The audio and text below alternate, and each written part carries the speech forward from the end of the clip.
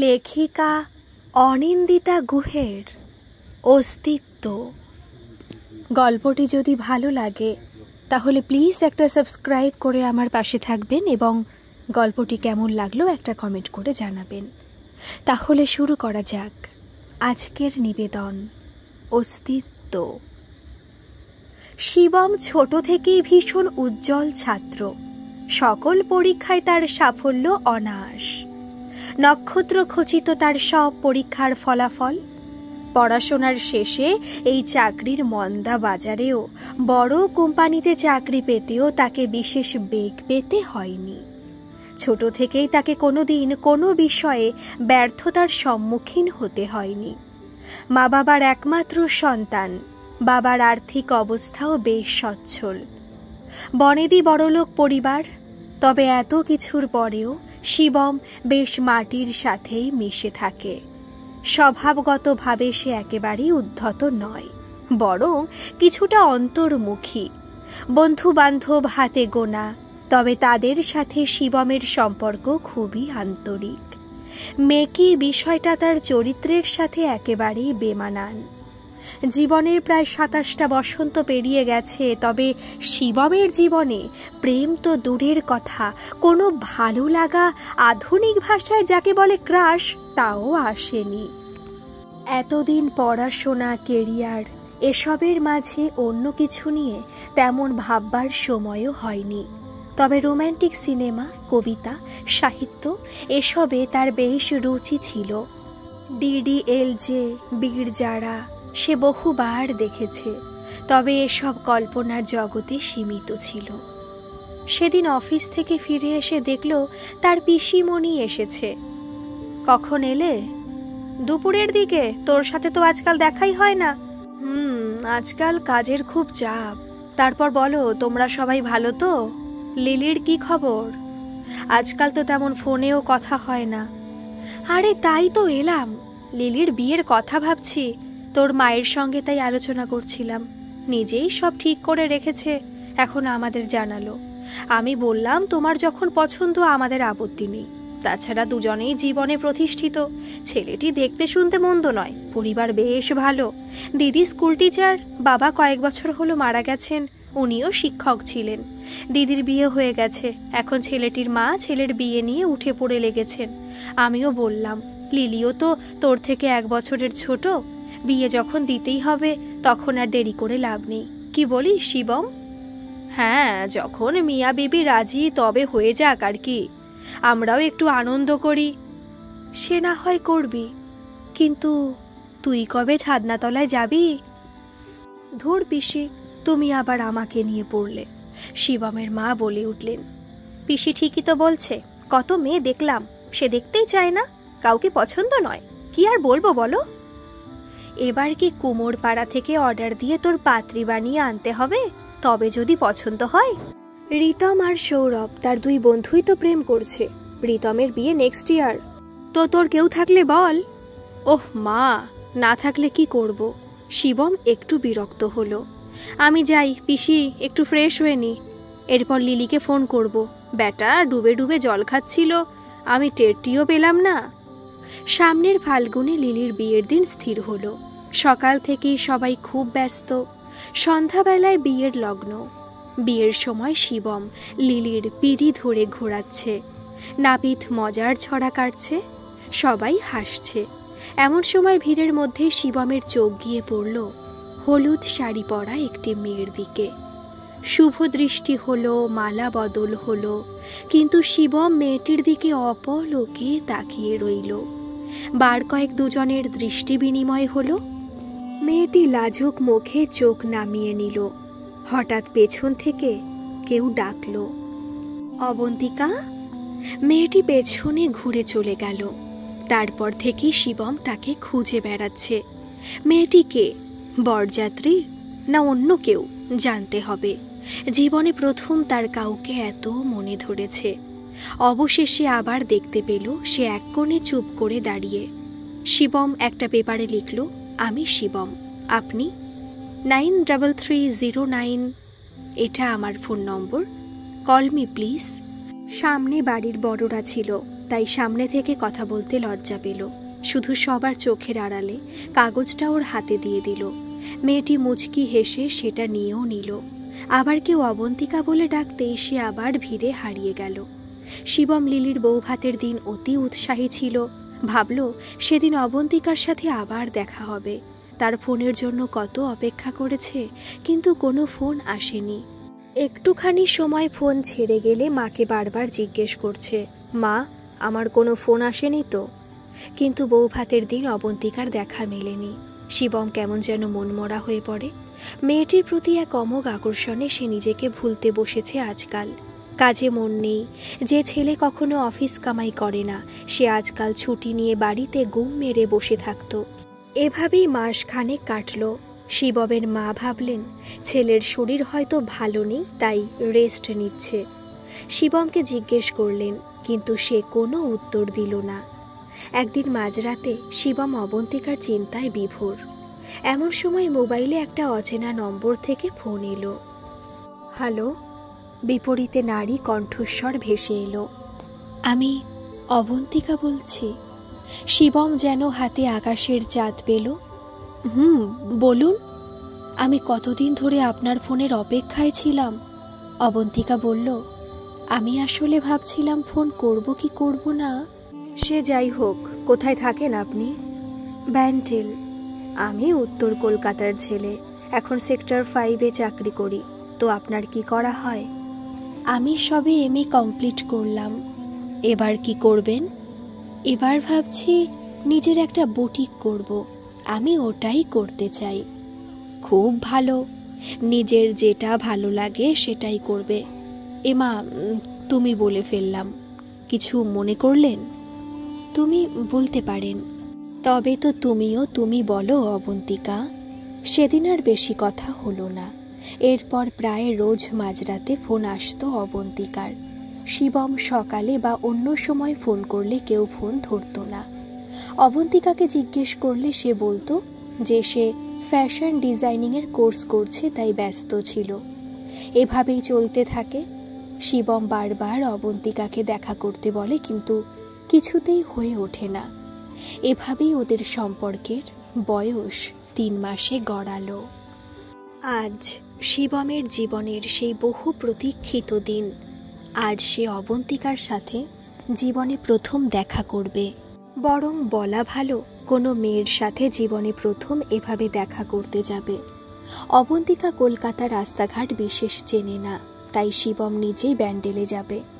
আজ রবিবার, ছুটি। স্টেশনে অবন্তিকা 4টে নাগাদ অপেক্ষা করবে। শিবম সেই মতো ফিটফাট হয়ে বেরিয়ে পড়ল। শিবমের মা বললেন, কিরে আজ আবার কোথায় চললি সেজে গুজে? কেউ থাকলে বাড়িতে নিয়ে আসিস, আমরাও একটু দেখি। মায়ের রসিকতায় শিবম আজ আর রাগ করল না, একটু হেসে বেরিয়ে গেল। ওদিকে আবার লেট হয়ে যাবে। অবন্তিকা ওয়েট করবে। সঠিক সময় ট্রেন ব্যান্ডেল স্টেশনে ঢুকলো। ট্রেন থামতে শিবম নেমে দেখতে পেল অবন্তিকা দাঁড়িয়ে। পরনে গাঢ় সবুজ রঙের সালোয়ার কামিজ, চোখে হালকা কাজল আর লম্বা বিনুনি। শিবম যেন অবন্তিকার দিক থেকে চোখ ফেরাতে পারছে না। অবন্তিকাও শিবমকে দেখে বেশ আপ্লুত। শিবম এগিয়ে এসে বলল, অনেকক্ষণ দাঁড়িয়ে? না না, এই এলাম। আর তোমার ট্রেন ঢুকলো? তবে এবার কোথায় যাবে? আমি কলকাতার ছেলে, এই অঞ্চলের কিচ্ছু চিনি না। অবন্তিকা মুচকি হেসে জবাব দিল, আমি চিনি, এসো আমার সাথে।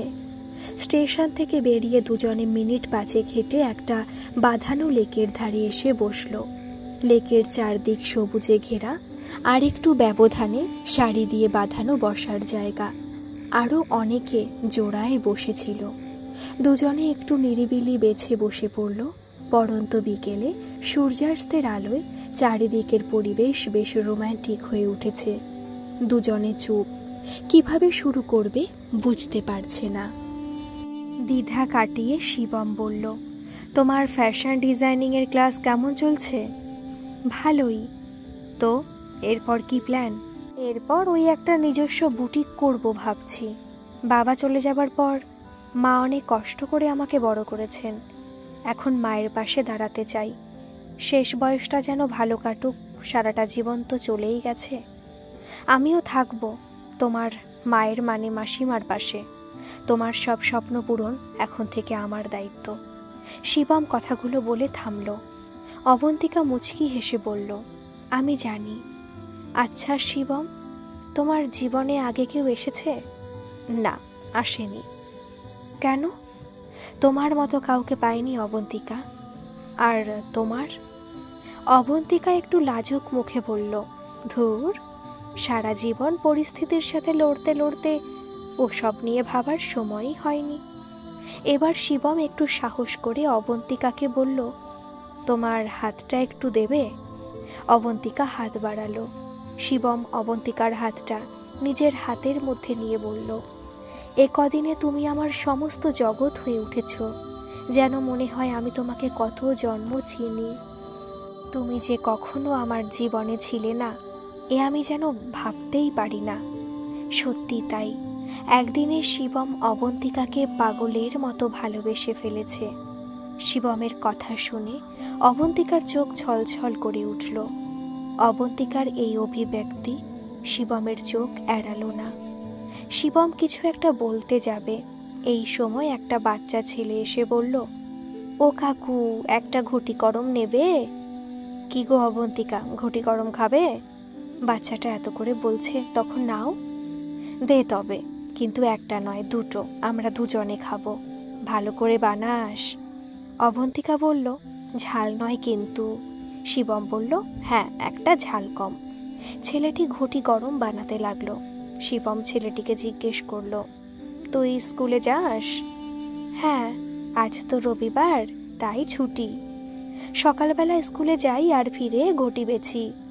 ঘরে বড় অভাব, তাই বাবা বলল এটা নিয়ে বেরিয়ে পড়। বাবা ট্রেনে হকারি করে। ছোট ছেলেটির জীবন যুদ্ধের কথা শুনে শিবমের মনটা যেন কেমন খারাপ হয়ে গেল। ছোট থেকে কোনো দুঃখ, কোনো অভাব তাকে স্পর্শ করেনি। সে সতত ঈশ্বরের আশীর্বাদ ধন্য। এখন আবার অবন্তিকার মতো এত ভালো একটা মেয়েকে সে তার জীবন সঙ্গী হিসেবে পেতে চলেছে। সে আজ খুব খুশি। ছেলেটি ঘটি গরম দুটো শিবমের হাতে দিয়ে একটার দিকে আঙুল দেখিয়ে বলল, এটা কম ঝাল। শিবম ছেলেটিকে ঘটি গরমের দাম দিল আর একটা 100 টাকার নোট জোর করে ওর পকেটে গুজে দিল। ছেলেটি কিছুতেই নেবে না, বলল, মা বলেছে শুধু ঘটি গরমের দাম নিতে, আর কিছু যেন হাত পেতে না নি। তবু শিবম জোর করে টাকাটা দিল। ছেলেটির আত্মমর্যাদা বোধ, তার মায়ের শিক্ষার প্রতি তার অন্তর শ্রদ্ধায় কানায় ভরে উঠল। ছেলেটি যাবার সময় শিবমের দিকে একটু অবাক হয়ে তাকিয়ে দাঁত বের করে হেসে চলে গেল। অবন্তিকার দিকে ও একবার কেমনভাবে তাকালো। এবার অন্ধকার নেমে আসছে। অবন্তিকাকে বাড়ি ফিরতে হবে। শিবম ট্রেন ধরবে। অগত্যা মন না চাইলেও দুজনকে আজ আলাদা হতেই হবে। আমি তোমাকে বাড়ি ছেড়ে দিয়ে আসি অবন্তিকা? না, সাথে তোমাকে দেখলে পাড়ার লোকেরা মাকে কথা শোনাবে। আমি বরং তোমাকে ট্রেনে তুলে দিয়ে আসি।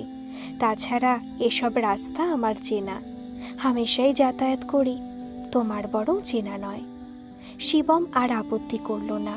ভাবল এই সুযোগে আরও কিছুটা সময় দুজনে একসাথে থাকা যাবে। যথাসময়ে ট্রেন এলো। অবন্তিকাকে টাটা করে শিবম ট্রেনে উঠে পড়ল। জানলা দিয়ে দেখল অবন্তিকা তখনও দাঁড়িয়ে রয়েছে। ট্রেন ছাড়ল, সে তখনও দাঁড়িয়ে। যতক্ষণ শিবমকে দেখা যাচ্ছিল ততক্ষণ সে ঠায় দাঁড়িয়ে রইল। শিবমও সমানে হাত নেড়ে টাটা করে গেল। এবার জানলার ধারে বসে সে যখন অবন্তিকার সাথে কাটানো মুহূর্তগুলোর স্মৃতি রোমন্থন করছে, হঠাৎ কানে এলো ভিড়ের মধ্যে একটা ছেলে চলন্ত ট্রেন থেকে অসাবধানতাবশত পড়ে গেছে। শিবম উঠে দেখতে গেল। কি বিভৎস দৃশ্য!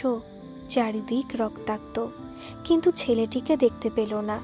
এবার একটা লোক শিবমকে ঠেলা দিয়ে বলল, ও দাদা, একটু সরে বসুন। শিবম সম্বিত ফিরে পেয়ে দেখল ট্রেন প্রায় ফাঁকা। কোনো অ্যাক্সিডেন্ট হয়নি, ভিড় নেই, সব শান্ত স্বাভাবিক। বুঝল সে একটু ঘুমিয়ে পড়েছিল, ওটা স্বপ্ন ছিল। এবার সে সরে বসে ভদ্রলোককে বসতে দিল। কিন্তু এত সুন্দর মুহূর্ত কাটানোর পর একটা বাজে স্বপ্ন, কোনো মানে হয় না। সে আবার অবন্তিকাকে নিয়ে ভাবতে শুরু করলো। অবন্তিকা বাড়ি পৌঁছে ফোন করবে বলেছিল, কিন্তু ফোন করলো না তো, নাকি সে ফোন শুনতে পায়নি। তড়িঘড়ি পকেট থেকে ফোন বার করে দেখলো না, কোনো ফোন আসেনি। তবে একটা ভুল হয়ে গেল, আজ ওর একটা ছবি তুলে নিলে ভালো হতো। একেবারেই মাথা থেকে বেরিয়ে গেছে। ছবি থাকলে ওকে সব সময় দেখতে পেতাম। সামনে রবিবার আবার দেখা করব, অবন্তিকা কথা দিয়েছে। এখন আবার সপ্তাহখানেক অপেক্ষা। এক সপ্তাহ যেন কাটতেই চায় না। তবে মাঝরাতে ফোনে রোজ কথা হতো। আবার রবিবার দেখা, সেই লেকের ধার, সেই বাচ্চা ছেলেটার থেকে ঘুঁটি গরম কেনা, পাশাপাশি হাত ধরে বসে সোনালি ভবিষ্যতের স্বপ্ন দেখা, সব কেমন একইভাবে চলতে থাকলো। অবন্তিকা অন্য কোথাও যেতে চাইতো না। শিবম অনেকবার তাকে কলকাতা ঘোরাতে নিয়ে যেতে চেয়েছিল, কিন্তু তার সেই এক কথা, কদিন পরে তো কলকাতাতেই থাকবো, তখন না হয় ঘুরে দেখব। এভাবেই চলতে থাকলো। শিবম একদিন রাতে ফোনে অবন্তিকাকে বিয়ের প্রস্তাব দিল। সামনে অনেকবার কথা হয়েছে, কিন্তু সেদিন একেবারে বলে দিল, বিয়ে করে ফেলি অবন্তিকা। করো, কে বারণ করেছে? মেয়েটি কে শিবম? রসিকতা করো না, তুমি ছাড়া আমি আর কারোর কথা ভাবতেই পারি না। এবার অবন্তিকা পরিস্থিতির গাম্ভীর্য বুঝে ধীর কণ্ঠে বলল, দেখো শিবম, আমার বিয়েতে আপত্তি নেই, কিন্তু আমার এই ফ্যাশন ডিজাইনিংয়ের কোর্সটা আগে কমপ্লিট হয়ে যাক, তারপর না হয় তোমরা এসে আমার বাড়ির লোকের সাথে কথা বলো। কিন্তু অবন্তিকা, আমি যে আর এক মুহূর্ত তোমাকে ছেড়ে থাকতে পারছি না। এক এক মিনিট এক এক বছরের মতো কাটছে। তুমি কি আমাকে মিস করো না? এমন কেন বলছো শিবম? আমারও তোমাকে ছেড়ে থাকতে কষ্ট হয়, কিন্তু আমার কলকাতা থেকে এত দূরে এসে কোর্স কমপ্লিট করতে অসুবিধা হবে, তাই বলছি।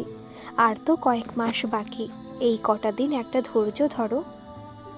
বেশ, তবে তুমি একবার আমার মা বাবার সাথে কলকাতায় এসে দেখা করো, ওনারাও দেখুক তার ছেলে একটা পরী খুঁজে এনেছে।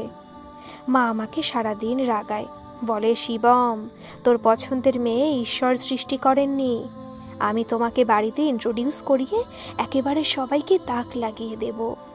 আচ্ছা, সে না হয় হবেক্ষণ, তার আগে তুমি ওদেরকে একটু জানিয়ে রেখো। হুট করে চলে গেলে ওনারা আবার অপ্রস্তুতে পড়ে যেতে পারেন, আর আমিও অকওয়ার্ড ফিল করব। বলেই অবন্তিকা একটু থেমে তারপর বলল, আজ অনেক রাত হলো, আজ ফোন রাখছি, কাল আবার তোমার অফিস, আমারও কাজ আছে। শুভরাত্রি শিবম, বাই। শিবমও কথা আর না বাড়িয়ে ফোনটা রেখে দিল। অবন্তিকা একটু ঘুমোক, না হলে ওর শরীর খারাপ করবে। এই কয়েকদিনে শিবম অবন্তিকার ভীষণ কেয়ার করে। এবার মাকে বলার পালা। কিন্তু অদ্ভুত ব্যাপার, মা আগে রোজ বিয়ে নিয়ে শিবমের কানের মাথা খেত, এখন আর ওই বিষয়ে উচ্চবাচ্য করে না। পরের দিন অফিস থেকে বাড়ি ফিরে দেখে রিতম এসেছে, ওর সামনে বিয়ে। আজকাল শিবম অবন্তিকা ছাড়া আর কিছুই ভাবতে পারে না। রিতমের কথা তার মাথা থেকে বেরিয়ে গেছিল। রিতমকে দেখে মনে পড়ল যে রিতমের আজ আসার কথা ছিল, কিন্তু কাউকে বুঝতে দিল না যে সে ব্যাপারটা বেমালুম ভুলে মেরে দিয়েছে। কিরে বল, কখন এলি? এই কিছুক্ষণ আগে। তোর কি খবর? কোনো পাত্তাই নেই। না রে রিতম, তেমন কিছু নয়, কাজের ভীষণ চাপ। রিতম বাবা ডিনার করে যাবে, না হলে তোমাকে ছাড়বো না। শিবম, তোরা কথা বল, আমি একটু আসছি, ডিনারে তোড়জোড় করি। বলে শিবমের মা ভেতরে চলে গেলেন। রিতমও কাকিমার কথা হেসে সম্মতি জানালো। না জানিয়ে উপায় নেই, সে কোন ছোটবেলা থেকে রিতম, শিবম, সৌরভ অন্তরঙ্গ বন্ধু। একে অপরের বাড়িতে তাদের অবারিত দ্বার। এখন অবশ্য কাজের চাপে আসা যাওয়ায় ভাটা পড়েছে। শিবম ভাবল, এই মোক্ষম সুযোগ। মা রিতমের বিয়ের কথা নিয়ে আমার বিয়ের কথা তুললেই অবন্তিকার কথাটা আজ সবার সামনে পেরে ফেলব। কিন্তু সে ঘুরে বালি। রাতের খাবার টেবিলে সবাই রিতমের বিয়ে নিয়ে গল্প করলো, কিন্তু কেউ শিবমের বিয়ের কথা তুলল না। অবশেষে বেগতিক দেখে শিবম আর লজ্জা না পেয়ে বলেই ফেলল, মা, এবার তোমরা আমার বিয়ে নিয়ে ভাবো। শিবমের মা বাবা ঠাকুমা সবাই অবাক। রিতম হতভম্ব, এ ছেলে বলে কি? যে এতদিন বিয়ের নাম শুনলে তেলে বেগুনে জ্বলে যেত। রিতম পরিস্থিতি সামাল দিতে বলল, তোর জন্য তো সবাই কত মেয়ে দেখলো, তুই তো। রিতমকে মাঝপথে থামিয়ে শিবম বলল, মেয়ে আমি পছন্দ করে রেখেছি। এবার শিবমের মা হো হো করে হেসে বললেন, তো এই ব্যাপার, তাই মাঝরাতে ফিস ফিস চলে?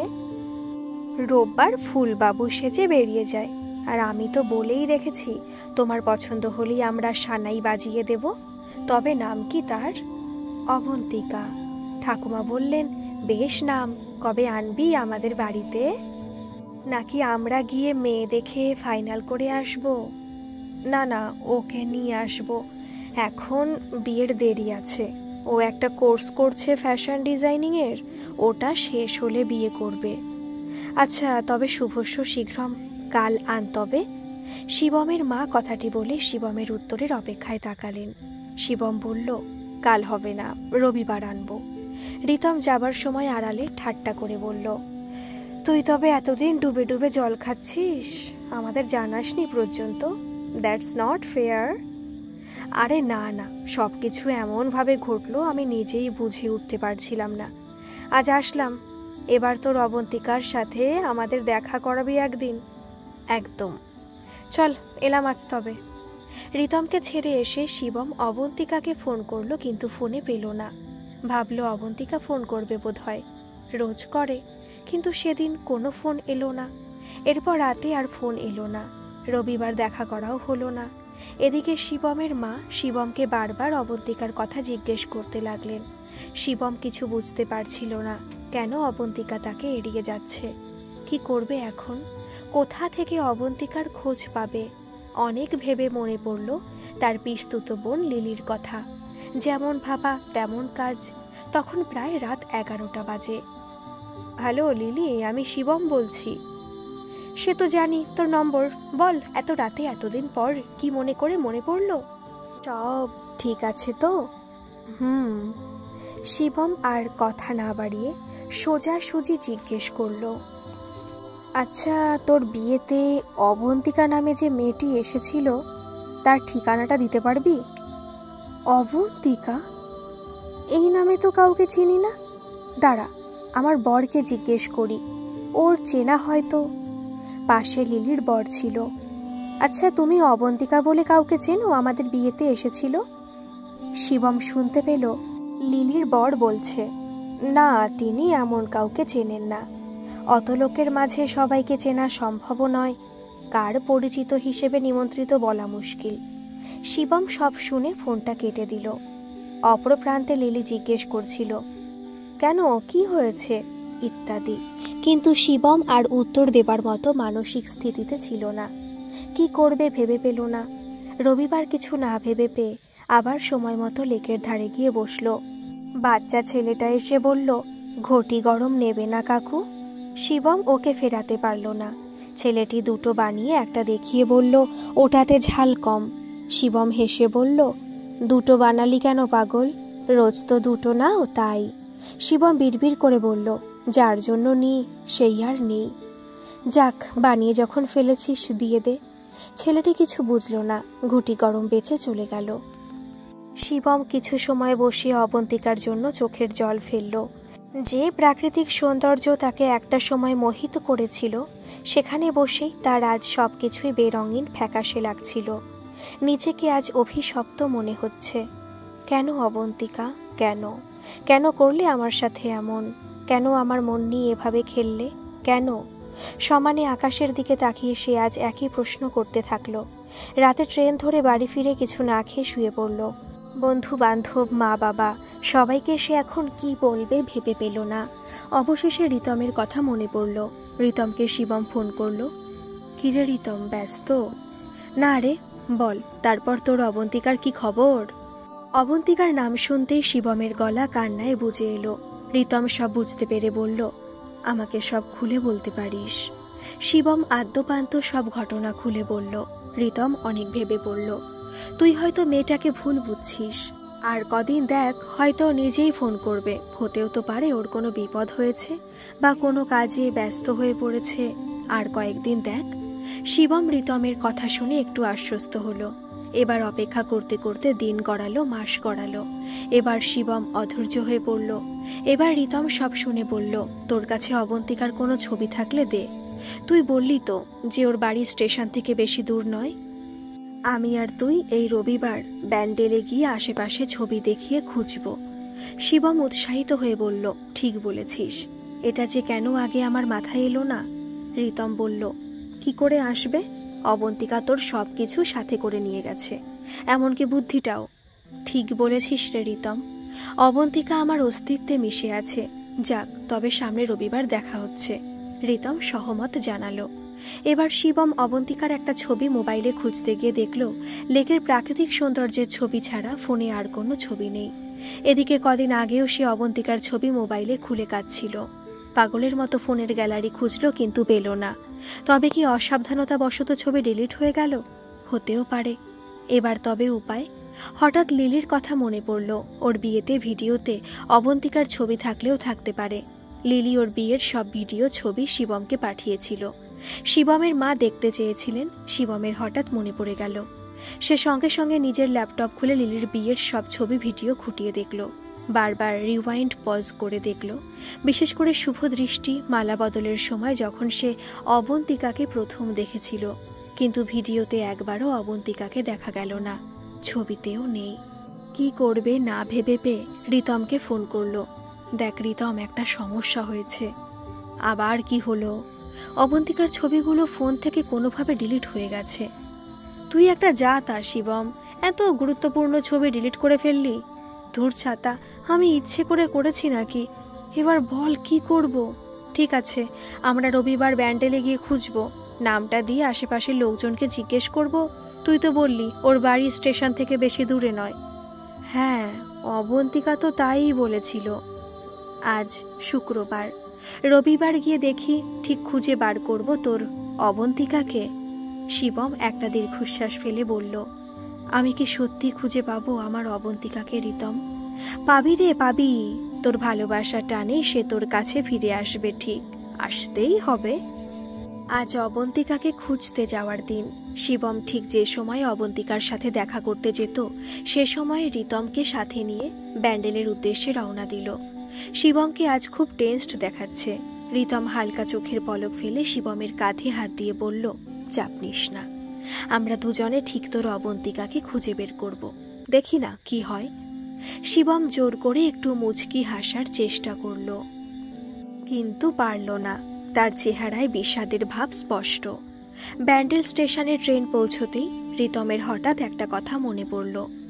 আচ্ছা শিবম, তোর কাছে তো অবন্তিকার ফোন নম্বর আছে, তুই ওকে একবার ফোন করে বল আমরা এখানে এসেছি। আরে ধুর, কদিন ধরে তো ফোনেই পাচ্ছি না ওকে। তবে কি আর বলছি? রিতম বলল, তাও একবার দেখ, যদি পেয়ে যাস। বলা তো যায় না। আচ্ছা, দেখছি। শিবম অবন্তিকাকে ফোন করলো, কিন্তু যথারীতি ফোন পেল না। না রে, ফোনে পাচ্ছি না রে রিতম। একটা কথা বলবো, কিছু মনে করবি না তো? না রে, কি আর মনে করব, আর আমার মনের যে অবস্থা, মনে করার আর কিছু নেই রে। আর তুই আমার জন্য এত চেষ্টা করছিস, বল কি বলবি? বলছি, এও তো হতে পারে অবন্তিকা তোকে ব্লক করে রেখেছে, তাই তুই ওর ফোনে পাচ্ছিস না। শিবম মুখটা কাচুমাচু করে বলল, আমাকে বলেই দিতে পারতো যে ও আমাকে বিয়ে করতে পারবে না, আমাকে ওর পছন্দ নয়, ব্লক করলো এভাবে। তাহলে যখন বুঝতে পেরে গেছি, চল, আর ওকে বিরক্ত করে লাভ নেই, আমরা ফিরে যাই।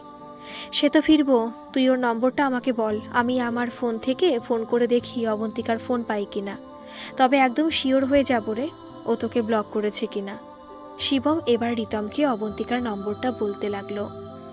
933009। হ্যাঁ বল। তারপর কি? এটাই তো নম্বর। তুই এই নম্বরে অবন্তিকার সাথে কথা বলছিস? হ্যাঁ, কেন? তুই নিশ্চিত এটা অবন্তিকার নম্বর? আরে অত ভনিতা না করে বল না, কেসটা কি? এটা তো 8টা সংখ্যা, মোবাইল নাম্বার তো 10 ডিজিটের হবে। কই দেখি। কিন্তু কি করে পসিবল? এই নম্বরে তো ফোন আসতো, ওটাই সেভ করেছি।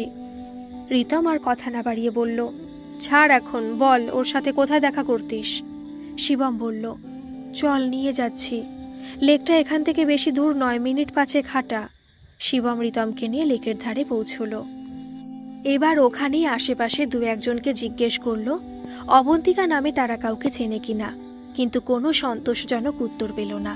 এবার সেই বাচ্চা ছেলেটা শিবমকে দেখতে পেয়ে হাসি মুখে এগিয়ে এলো। ওকে দেখে শিবম জিজ্ঞেস করলো, ভালো আছিস? ছেলেটি মাথা হেলিয়ে সদর্থক জবাব দিল। এবার শিবম রিতমকে বলল, এর কাছ থেকেই আমরা রোজ ঘটি গরম কিনে খেতাম। কথাটা শুনে রিতম ছেলেটিকে জিজ্ঞেস করলো, এই কাকুটার সাথে যে দিদিটা আসতো তাকে তুমি চেনো? মানে এর মধ্যে দেখেছো কখনো? তুমি তো এখানেই থাকো। আমি কাছেই থাকি, কিন্তু এই কাকুটার সাথে আমি কোনো দিদিকে কখনো দেখিনি তো। কাকু একাই এখানে বসে থাকতো আনমনে, নিজের হাতের ওপর হাত দিয়ে। আর দুটো ঘটি গরম কিনতো, একটা ঝাল আর একটা ঝাল ছাড়া। ঝাল ঘটি গরমটা নিজে খেত আর কম ঝালটা পাশে রেখে দিত। আমি ভাবলাম পরে খাবে বলে রাখলো, কিন্তু সেটা কাকু চলে যাবার পর ওখানেই পড়ে থাকতো। কি জানি কেন। কতবার ভেবেছি জিজ্ঞেস করব যে যখন খাবেই না তখন নাও কেন, কিন্তু ভয়ে আর কিছু জিজ্ঞাসা করতে পারিনি। ভাবলাম কাকু ভালো মানুষ, তাই হয়তো আমার বিক্রি হবে বলে আমার কথা ভেবে নেন। আমাকে একবার 100 টাকাও দিয়েছিল। শিবম ছেলেটার কথা শুনে রেগে গেল। কি বাজে বকছে দেখ রিতম। অবন্তিকা আমার পাশে বসে থাকতো আর ও বলছে কাউকে দেখেনি। কি মিথ্যুক! দেখ শিবম, ওর মিথ্যে বলে কি লাভ বল? ও কেন খামোখা এসব বলবে? শিবম এবার বেজায় চটে গেল। অবস্থা বেগতিক দেখে রিতম ছেলেটিকে চলে যেতে বলল। কোনো হিসেবই মিলছে না। রিতম অবাক হয়ে শিবমকে দেখছে। ভীষণ ঠান্ডা মাথার ছেলে শিবম, আজ এরকম করছে কেন? কে এই অবন্তিকা, যাকে কেউ দেখেনি, ছবি নেই কোনো, ফোন নম্বর ভ্যালিড নয়? মেয়েটির আদৌ কোনো অস্তিত্ব আছে? কিন্তু এখন এসব কথা বলে লাভ নেই। শিবম কিছু শুনতে চাইবে না। চল শিবম, আজ ফিরে যাই। বাচ্চা ছেলে, কোনো ভুল হচ্ছে হয়তো ওর। শিবম বিশ্বাস কর, এই এখানে অবন্তিকা আমার পাশে বসে থাকতো। আমরা কত গল্প করেছি একসাথে, রাতের পর রাত ফোনে কথা বলেছি। আমি সত্যি বলছি। রিতম সব শুনে বলল, আমি জানি ভাই, আমি তোকে বিশ্বাস করি। আজ ফিরে চল, তারপর ঠান্ডা মাথায় ভাববো কি করা যায়। দুই বন্ধু ফিরে এলো। রিতম বুঝলো ব্যাপারটা স্বাভাবিক নয়। সে শিবমের মা বাবাকে সব ঘটনা খুলে বলল। শিবমের মা হতবাক। তবে কি তার ছেলে পাগল হয়ে গেল?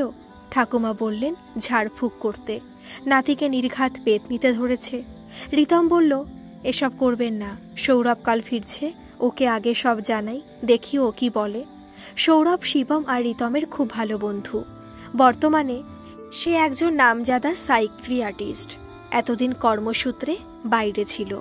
শিবমের কথা শুনে কলকাতায় ফিরেছে। এখানে অবশ্য আরও কিছু কাজ আছে। সৌরভ আগে থেকেই বলে রেখেছে যে শিবমের সামনে একদম স্বাভাবিক থাকবে সবাই। ও যেন বুঝতে না পারে যে সৌরভ ওর চিকিৎসা করতে এসেছে। এর দিন কয়েক পর সৌরভ এলো, সাথে রিতম। বল শিবম, কেমন আছিস? শিবম একেবারে মুষড়ে পড়েছে। সৌরভকে দেখে একটু হাসলো, কিন্তু সে হাসি ম্লান। এ শিবমকে সৌরভ যেন চেনেই না। শিবম মানে হাসি খুশি ঝলমলে এক ছেলে, কিন্তু এ কোন শিবম? রিতমের থেকে সব কথা শোনা, তবু না জানার ভান করে বলল, কি করে কি হাল তোর? একটা মেয়ের জন্য দেবদাস হয়ে গেলি? কথাটা শুনে শিবম প্রায় কেঁদে ফেলল। সৌরভ বিষয়ের গভীরতা বুঝতে পেরে বলল, আমাকে পুরো বিষয়টা খুলে বল। রিতমের দ্বারা কিচ্ছু হবে না, দেখি আমি যদি তোর অবন্তিকাকে খুঁজে বের করতে পারি। শিবম অবন্তিকার গল্প বলতে পারলে আর কিছু চায় না। সে লিলির বিয়েতে অবন্তিকার সাথে প্রথম দেখা হওয়ার পর থেকে অবন্তিকার হঠাৎ উবে যাওয়ার সব ঘটনা পুঙ্খানুপুঙ্খভাবে বলে চলল। সৌরভ এক মনে সব শুনে চলল। ঘরে পিনপতন, নিস্তব্ধতা। এরপর শিবমের কাছ থেকে পুরো ঘটনা শোনার পর বলল, বুঝলাম, দেখছি কি করা যায়। আচ্ছা, এতদিন পর এলাম, একটু গল্প করি। আচ্ছা শিবম, তুই কখনো ব্যান্ডেল চার্চ ঘুরতে গেছিস? হ্যাঁ, মা বাবার সাথে গেছিলাম, অনেক ছোট তখন। সাথে লিলি পিসিমণিও গেছিল যতদূর মনে পড়ছে। ওই একবারই গেছিলাম, পরে আর যাইনি। সে বহু বছর আগের কথা, ক্লাস 5-এ পড়ি তখন। শীতের ছুটিতে বাবা নিয়ে গেছিলেন। খুব ভালো লেগেছিল জায়গাটা। আমি উত্তর কলকাতার ছেলে, এখানে সবুজ প্রায় নেই, কিন্তু ওই জায়গাটা ভীষণ সুন্দর লেগেছিল। পুরো সবুজে ঘেরা মাঠঘাট, পুকুর। আজও সেই স্মৃতি স্পষ্ট। কিন্তু কেন বলতো, এর সাথে অবন্তিকার কি সম্পর্ক? না না, সে কথা নয়। আসলে ব্যান্ডেলের কথা বললি তাই আমার মনে হলো। আমি কখনো যাইনি, তাই আর কি। আচ্ছা, আজকাল রোম্যান্টিক নোভেল, কবিতা এসব পড়িস? আগে তো খুব পড়তিস। না, এখন তেমন পড়া হয় না। শেষ কবে পড়েছি মনে নেই, অবন্তিকা আসার আগে খুব পড়তাম। সৌরভ বলল, জানি তো, আগে তো আমাদের কত রোম্যান্টিক গল্প পড়ে শোনাতিস। আর গল্প, আমার জীবনটাই গল্প হয়ে গেল। লোকজন আমাকে বিশ্বাস করে না, আমার অবন্তিকা নাকি নেই। কে বলেছে এসব? মা বলেছেন আমি নাকি অস্তিত্বহীন আর প্রেমে পড়েছি। রিতমও তাই ভাবে। রিতম প্রতিবাদের সুরে বলল, মোটেই না, আমি তাই বলিনি। বলিসনি তো কি মনে মনে ভাবিস?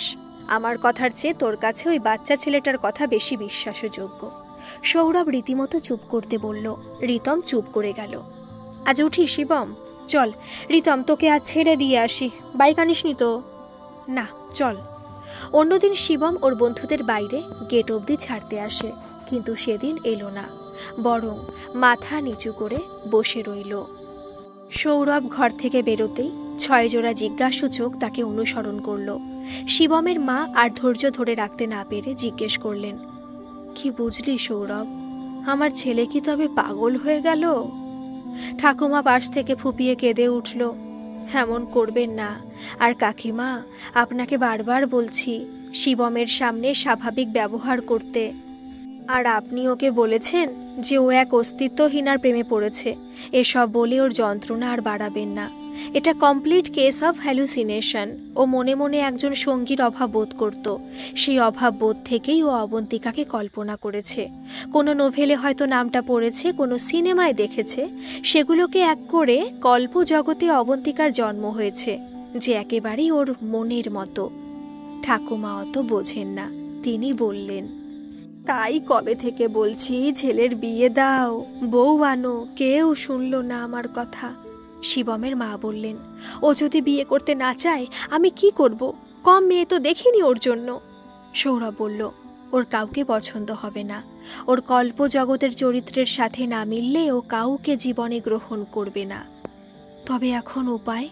শিবমের বাবা এতক্ষণ পরে কথা বললেন, ওষুধ খাক, আমি কাউন্সেলিং করি, লোকজনের সাথে মেলামেশা বাড়াক, ধীরে ধীরে ওকে বাস্তবে ফিরিয়ে আনতে হবে। একমাত্র ও যখন একা থাকতো, মানে রাতে, তখনই ও অবন্তিকার চিন্তায় বিভোর থাকতো আর ফোনে ওর সাথে কাল্পনিক কথাবার্তা চালাতো। সকালে যখন কাজের মধ্যে থাকতো তখন ততটা অবন্তিকাকে নিয়ে ভাবার সময় পেত না। ফলে ফোনে কথা সম্ভব হতো না, কারণ তখন ও কল্পজগতে প্রবেশ করতে পারত না। এখন ওকে কাজে ব্যস্ত রাখতে হবে। ও একা থাকতে চাইবে, কিন্তু ওকে একা থাকতে দেওয়া যাবে না, যাতে ও আর অবন্তিকাকে ভাবার সময় না পায়। এখনো বেশি দেরি হয়নি, ও ঠিক হয়ে যাবে। কিন্তু সৌরভ, একটা কথা, এখন তবে ও আর অবন্তিকার ফোন আসে না কেন? এখনো তো শিবমর চিন্তায় বিভোর।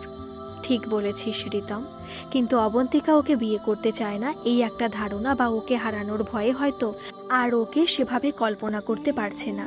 এই একটা জায়গা আমার কাছে ক্লিয়ার নয়। মানুষের মন বোঝা বড় দায়। কদিন চিকিৎসা চলুক, দেখি কি হয়। আজ আসি, এখন তো মাঝে মাঝে আসতে হবে। তবে শিবমকে প্লিজ বিরক্ত করবেন না, ওর ওপর কিছু চাপিয়ে দেবার চেষ্টা করবেন না। হ্যাঁ, আয় সৌরভ, তোরা সাবধানে যাস। তোরা ছিলি বলে অনেকটা ভরসা পেলাম। এসব বলো না, শিবম আমার কত আপন তা তুমি জানো। সে তো জানি, সেই কোন ছোটবেলার বন্ধু তোরা তিনজন। রিতম আর সৌরভ বেরিয়ে পড়ল। শিবম আড়াল থেকে সব শুনল। তবে কি সত্যি সে পাগল হয়ে গেল? তার মায়ের কথাই কি ঠিক? অবন্তিকা তার কল্পনা প্রসূত, তার বাস্তবে কোনো অস্তিত্ব নেই? সব কি তবে ওর ভ্রান্তি?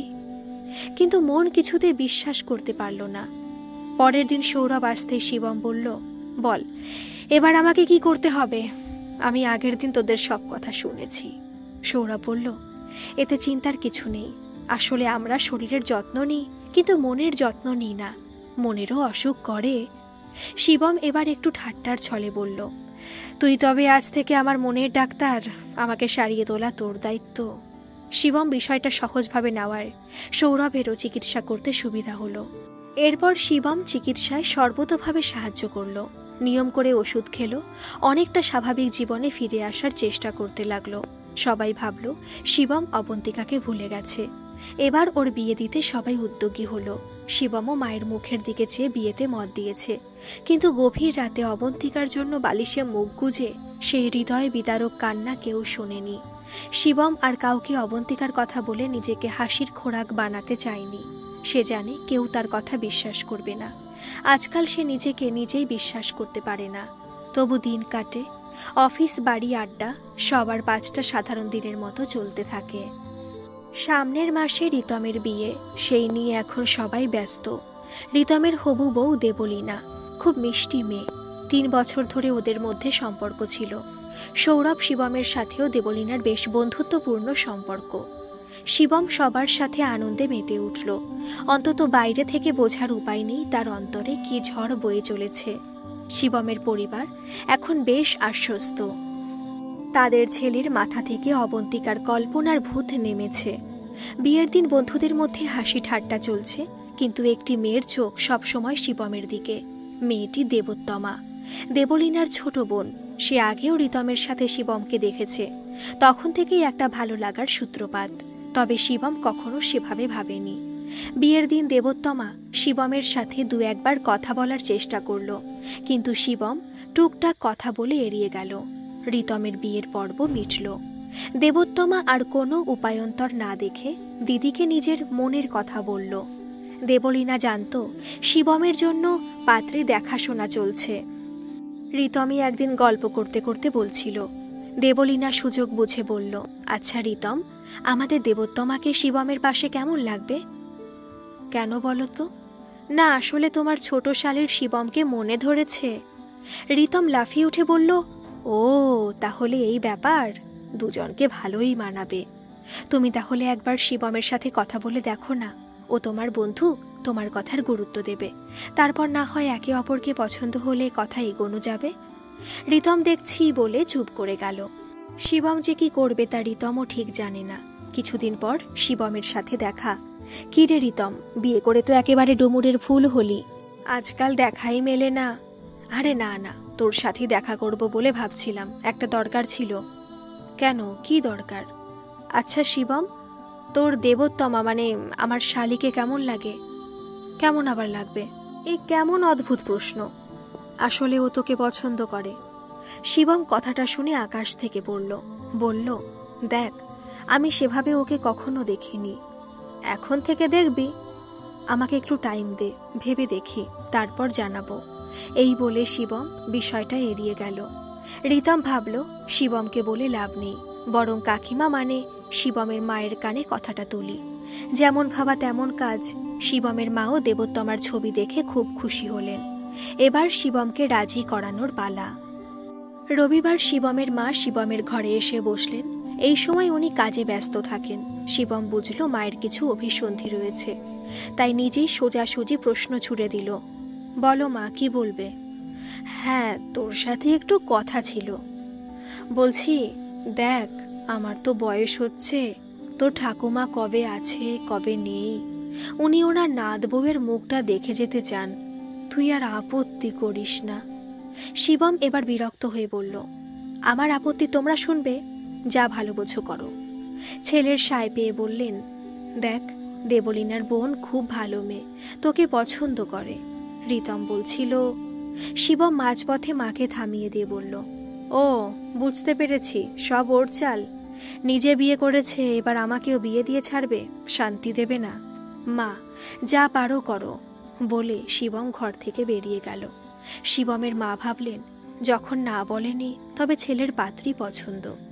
আসলে শিবম সেদিন আর কথা বাড়াতে চাইছিল না। বিয়েতে মত না দিলে মা আবার অবন্তিকাকে নিয়ে ভাবতে শুরু করবে তার ছেলের পাগলামি এখনও সারেনি।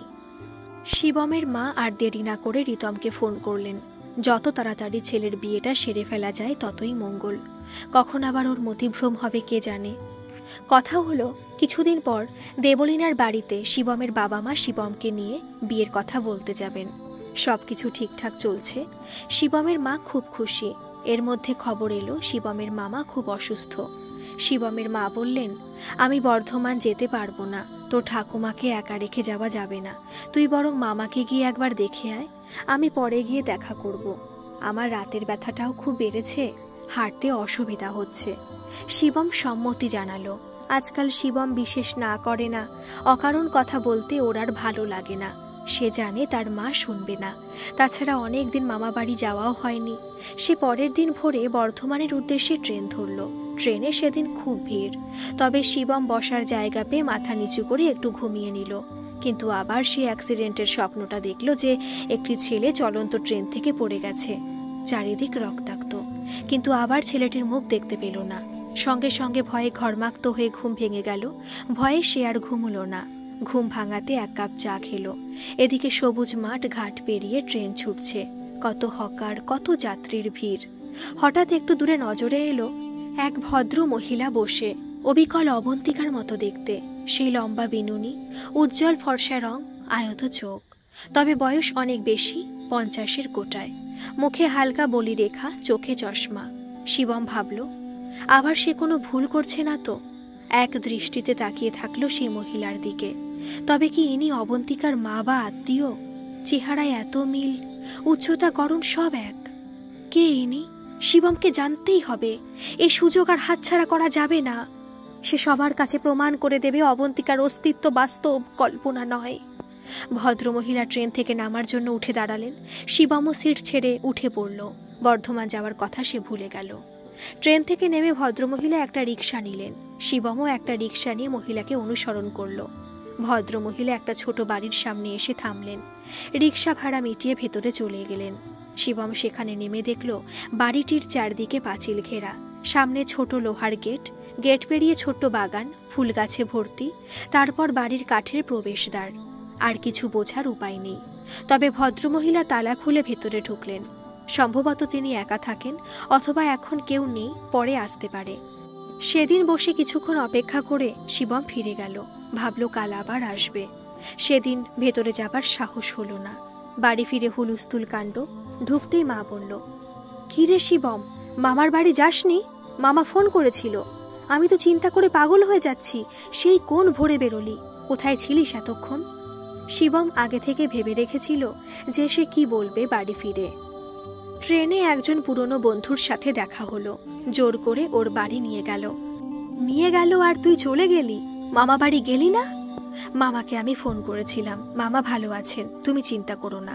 শিবমের মা আর কিছু বলার আগে সে ক্লান্তির অজুহাত দেখিয়ে নিজের ঘরে চলে গেল। সেদিন রাতে কিছু খেলো না, সারা রাত ছটফট করতে থাকলো। কে ওই ভদ্রমহিলা? অবিকল অবন্তিকার মতো দেখতে, হাঁটা চলাও অবন্তিকার মতো। এমন কি রহস্য আছে, তাকে জানতেই হবে। শিবম সকালে উঠে অফিস যাওয়ার নাম করে বেরিয়ে পড়ল, কিন্তু অফিস গেল না। সোজা ট্রেন ধরে সেই ভদ্রমহিলার বাড়ির সামনে গিয়ে হাজির হলো, কিন্তু ভেতরে প্রবেশ করলো না। ভাবলো বাইরে বসে আগে লক্ষ্য করি। অবন্তিকা যদি আমাকে দেখে আবার কোথাও চলে যায়, রিস্ক নিয়ে লাভ নেই, আগে বিষয়টা বুঝতে হবে। কাছে একটি গাছের ছায়া দেখে বসে পড়ল। সব কাজ তার মাথায় উঠল। এখন একটাই উদ্দেশ্য, অবন্তিকার রহস্য উন্মোচন। কিছু সময় পর দেখলো কয়েকজন বাচ্চা এসে ভেতরে গেল। ভদ্রমহিলা বাইরে এসে ওদেরকে নিয়ে গেলেন। ঘন্টা 2 পর সবাই চলে গেল। চলে যাবার সময় উনি সকলের হাতে চকলেট দিলেন। বাচ্চাগুলোর সাথে বই, খাতার ব্যাগ ছিল। দেখে শিবমের মনে হলো উনি বোধহয় বাচ্চাদের পড়ান। আবার ভেতরে অবন্তিকাও পড়াতে পারে, কি জানি। কিন্তু অবন্তিকা একবারও বাইরে এলো না কেন? তবে কেউ এখানে থাকে না? কিন্তু এই ভদ্রমহিলা কি অবন্তিকার মা বা আত্মীয়া? একগাদা প্রশ্ন শিবমের মাথায় ঘুরপাক খেতে লাগলো। একটু পর পর লক্ষ্য করলো সারাদিন ধরে সেই ভদ্রমহিলার বাড়িতে কিছু মহিলা যাতায়াত করছে। তাদের সকলের হাতে জামা কাপড়ের ব্যাগ।